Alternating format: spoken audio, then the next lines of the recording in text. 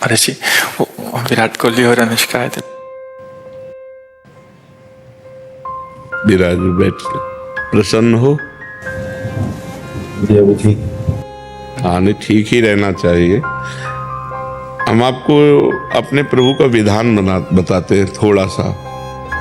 जब प्रभु किसी पर कृपा करते हैं, ये वैभव मिलना कृपा नहीं है, ये पुण्य है। पुण्य से एक घोर पापी को भी बहुत, देखो पाप करके भी उनका कोई पुण्य है जिससे वो सुकृत पूर्व के सुकृतवश चल रहे हैं, नया पाप है। ये वैभव बढ़ना या यश बढ़ना ये भगवान की कृपा नहीं मानी जाती।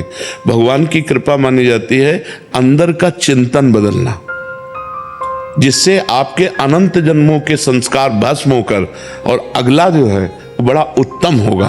अब क्या होता है, भगवान जब कृपा करते हैं तो संत समागम देते हैं, फिर दूसरी जब कृपा होती है तो विपरीतता देते हैं, और फिर अंदर से एक रास्ता देते हैं। ये मेरा रास्ता है, ये परम शांति का रास्ता है, ये शांति का रास्ता नहीं। भगवान वो रास्ता देते हैं और जीव को अपने पास बुला लेते हैं। आज तक जितने बड़े महापुरुष हुए हैं, जिनका जीवन बदला है, उनको प्रतिकूलता का दर्शन करके बदला है। तो कभी प्रतिकूलता आए तो उस समय आनंदित हो कि मेरे ऊपर अब भगवान की कृपा हो रही है, कि मुझे सतमार्ग में चलने की प्रेरणा मिल रही है। अगर सतमार्ग छूटा हो, ये सब तो एक सेकंड के लिए आप विचार कीजिए। अब अपना सुधार कर लो, अपने जीवन को सत्य में ले आओ, तो अगला जो होगा वो बहुत जोर का होगा। चाहे जन्म हो तो श्रीवान, कुलवान, धनवान, वैभव संपन्न ऐसे, और भक्ति की अनुकूलता। अगर इस जन्म में भगवत प्राप्ति नहीं हुई तो भगवान श्री कृष्ण ने गीता में कहा है कि मेरे भक्त का नाश नहीं होता।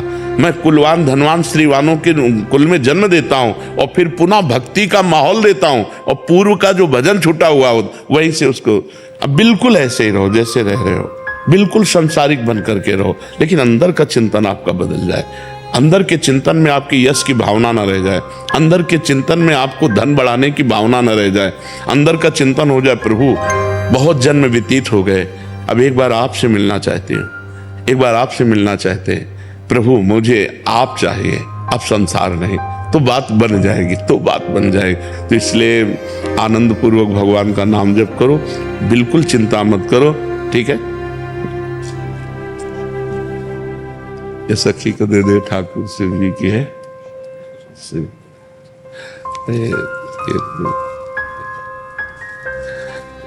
खूब आनंदित रहो, नाम जप करते रहो।